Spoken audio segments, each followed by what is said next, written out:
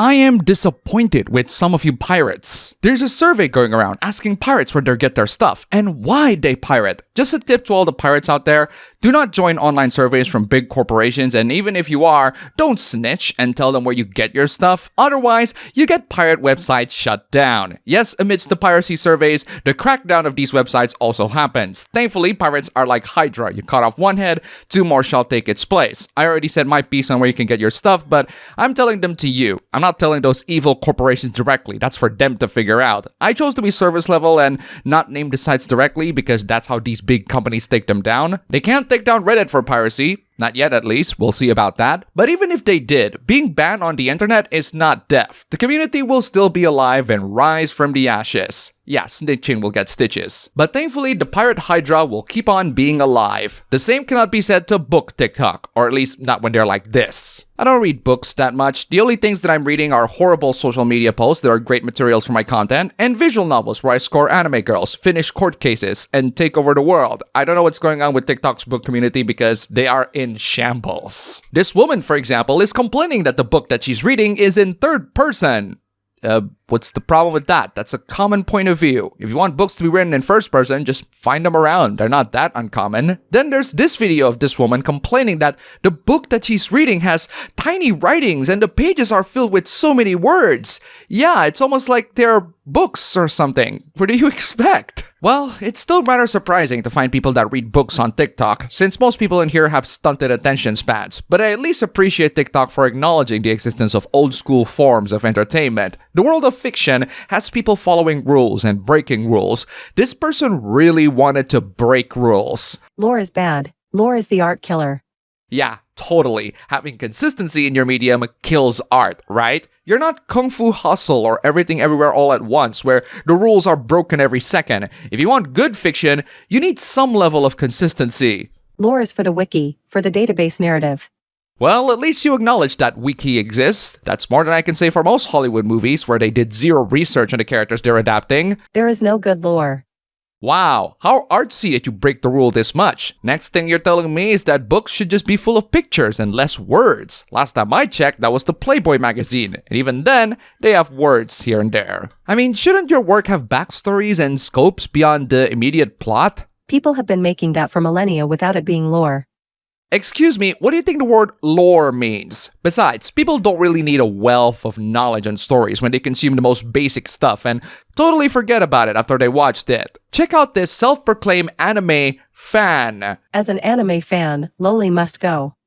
Well, sorry to say this, anime fan, but there are plenty of people that like cute anime girls. They're there to stay whether you like it or not. The only person who shouldn't be staying is you. This person then showed his credibility in being a fan. The first anime is quite literally Pokemon. That's right, Pokemon, the most mainstream anime series of all time. That's the anime you want to start with to show your cred. Dragon Ball is a franchise. You don't have to list every single one of the series you watched. Wait, a bridge is not a freaking anime, that's a fan dub, you idiot. The rest are incredibly mainstream stuff, and one that just boggles me. What the hell is DTWMMN?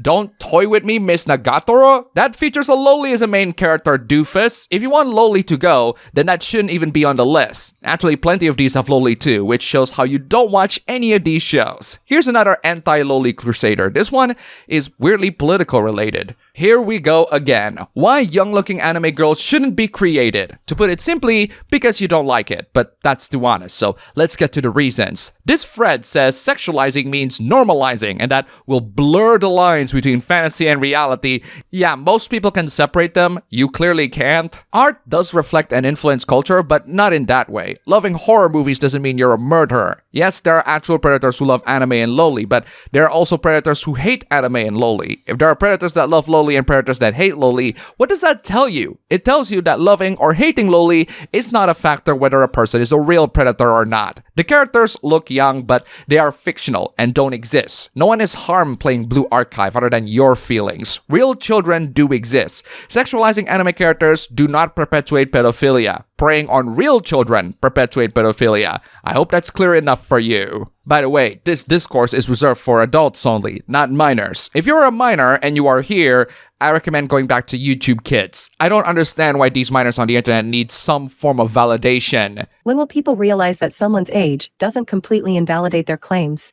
when these fetuses actually make statements that are worth validating, rather than stupid statements of things that are beyond the scope of their understanding. For example, this minor is bashing this VTuber for jokingly handing over the N-word pass because the VTuber is not black. It's a joke. I don't recall the N-word pass being given to someone and that person actually uses it. I love how this minor said they would rather be a fetus than insufferable. Congratulations, you have successfully accomplished both. Seriously, why are minors on the Twitter X app? You are exposing yourself to adult content, people swearing, and child predators. This platform is straight up not safe for you, and even if they are safe, they're not good for your still developing minds. It's for adults only. Minors should not be here. Anyone who advocates otherwise is either minors themselves or child predators. Not a great combination, to put it very lightly. A lot of social media posts that I discussed here are just examples of why minors should not be in social media, such as Twitter X. Here's another social media post that should be examined critically. Actual critical examination and not moral outrage. According to this drawing, there's a difference between white headcanon and non-white headcanon. If you have a white headcanon, that's done for the sake of racism, pettiness, or simply ignorance. White people don't need more representation. No one needs them if you ask me. Non-white people, however, do, because they are oppressed and they lack good, if any, rep in media. Bullshit. I see more great black characters than I see Southeast Asian characters. But even so, it doesn't matter because no one needs representation other than narcissists. As for the non-white headcanon, that is done for the sake of adding representation because the person relates to the character. This is why I call this narcissism. You can't relate to someone other than yourself, and that's why they need to have the same everything, including gender, race, or ethnicity. I don't think this is something that should be encouraged. There's nothing harmful about having a headcanon, but there is something harmful about only relating to someone because of their skin color rather than the content of their character. There are many aspects that people have a certain headcanon about. One of them is sexual orientation, and the boys love fans love to pair guys that are not actually gay so that they have an excuse to be horny with each other. I don't mind that. Do whatever you like for your own personal horny. But this is not about personal horny. This is about forcing people to accept headcanons. Yes, two characters describing each other as friends do not rule out romantic interests, but that does not mean that it will happen. You think that it will happen based on your own personal headcanon, which is fine to have, but don't expect other people to agree with it. But then somehow, this conversation becomes about racism and how this person wants to isolate all the bigots around the world and never letting them out unless they agree to change. Wow, forcing people to have the same opinions as you? Somehow the conversation turns into drone strikes. I thought we were talking about lesbian pairing headcanons. How did it become about drone strikes? And finally, let's talk about this advice that is supposed to be deep and insightful, but only ends up being dumb in the process. Men, you are not better than women if you do this. Tip for women. Most of us men really want to help, but don't know how. Hey dumbass, have you done any forms of chores in your life? Look around and see the house if there's any chores to do. Any responsible adult should know this by now. The fact that you must ask for it means you're not mature enough to be on your own, let alone with any woman. Give us lists. Give us list items weekly we can take off your plate, and we love to help. You don't need a woman to point out that the dishes need washing when they pile up. That's common sense for any adult regardless of gender. And the fact that you need a woman to tell you what to do for the most basic human chores is just an embarrassment to the male gender. The key is solid communication around this. We can't read minds. No, but you can see with your eyes that your room has stacks of leftover food. And that's all for the video today. Thank you all so much for watching.